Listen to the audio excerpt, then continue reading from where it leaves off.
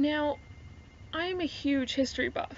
So whenever I hate watching historical movies because they're always getting, because Hollywood loves to make everything wrong for some reason, even though history, the way it was pretty cool.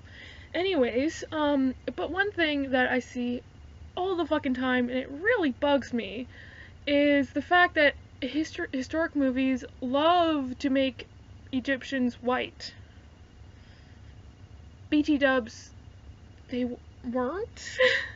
They were black. I know it's revolutionary. Black people in Africa, like who would have thought? But anyways, but yeah, actually that's something I liked about the Prince of Egypt movies is that they were darker skinned and they had black people features, which I liked because it's a more accurate portrayal. Thank you very much. What's bringing on this is and there's another one that this is, anyways, the Night at the Museum movies. I saw the first one when I was a kid, or younger at least, anyways. I haven't seen the second one, but I've been meaning to, and I just saw a trailer for the third one. And so, and that's when I realized, hold on a second, they have a white guy playing the pharaoh. Now it's not just it's a wax statue that came back to life, so, which could be a little bit more excusable because wax statues are always fucking right. Anyways, it's the mummy, right? So it's an actual mummy from Egypt. It's supposed to be anyways, and they made him a freaking white guy. But another thing in that trailer, and then the new Pompeii, and then the movie, the Pompeii that's coming out. Let me tell you a secret. Pompeii was not destroyed by a volcano erupting. What? What are you talking? It was pyroclasmic plume. Hot, searing hot ash, which is why it preserved everything so well. Magma would have burned and melted everything, and you wouldn't have anything but a bunch of black rock to look through, which there wouldn't be anything left. But the fact that it was pyroclasmic plume, which perfectly preserved everything, while killing everything instantly, is why we have so much information about Pompeii and why it's such a huge thing. But of course Hollywood's like, explosions of fire, everybody! And so in movies and whatnot, it's always portrayed as magma and volcanic eruption because I guess big, gray clouds of ash consuming a city in a very short period of time isn't as exciting. Even I think Doctor Who did a freaking volcanic eruption instead of pyroclasmic plume. It always bugged me. Because I remember learning that it was the pyroclasmic plume, the ash and everything else, because I was a history buff as a kid and I would watch documentaries on the History Channel back when the History Channel was actually, about history.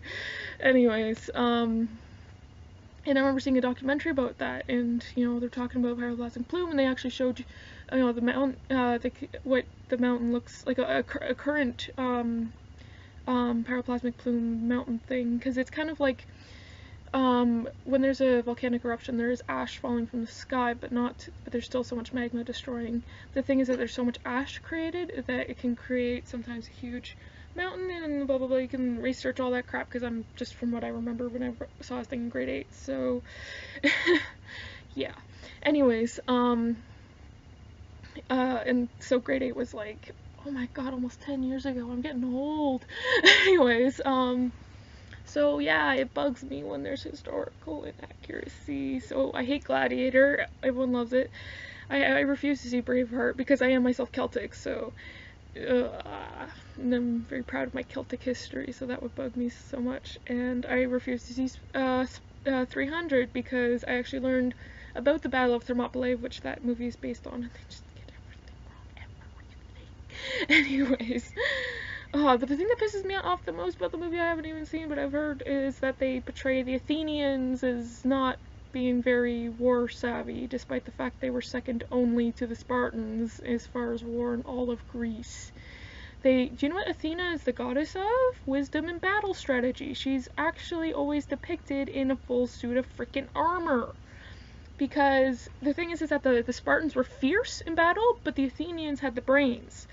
They were the ones who came up with the idea of leading the the Persians into the trench, and so that they could shoot from above. So they'd be trapped in there and there was no way out, and they couldn't get the arrows up because gravity was working for the Greeks and all this other stuff, and that was their idea. And they had plenty of soldiers, and it was actually like 3,000, not 300, and all this other crap, and the leather thongs with the capes is just dumb. Anyways. Okay. Oh. Fun fact, you know, Spartans were fucking gay. No, seriously, you know what a Spartan wedding ritual was like? Dress the woman up in boyish clothes and shave her head and put her in a dark room for the man to come in with and whatever to introduce him to heterosexuality, because the soldiers would join the army as a teenager but not get married till at least 18 years old. So in the army, when it's all men, you know, it's a common knowledge to those who actually know history, that the Greeks in military, whatever, homosexuality was not only allowed but actually encouraged to maintain encourage closeness between the soldiers and everything else. Alexander the Great, yeah, he was actually known for his when his lover died on the battlefield, his soldiers had to, like, after like him weeping over the body for days, had to, like, several soldiers had to take him off of his lover's body. He was male, by the way, and everything else. Like, he had wives, so people say he's bi or gay or whatever. But yeah, and actually, the term lesbian comes from ancient Greece. There was an island of island city-state, like all of the parts of Greece, called Lesbos, where women who were either barren, as in they couldn't have kids, or those who refused to be with men, aka lesbians, were sent, and citizens of Lesbos were called lesbians. And actually Sappho's, who you probably wouldn't have heard of, is a famous among those who are aware of this part of history, a Greek poet who was known for writing love poetry to other women. Yay, history facts. See, history's interesting if you actually pay attention or care enough or get good teachers like I did, luckily, and plus my own avid interest in stuff. And this video is way too long, sorry.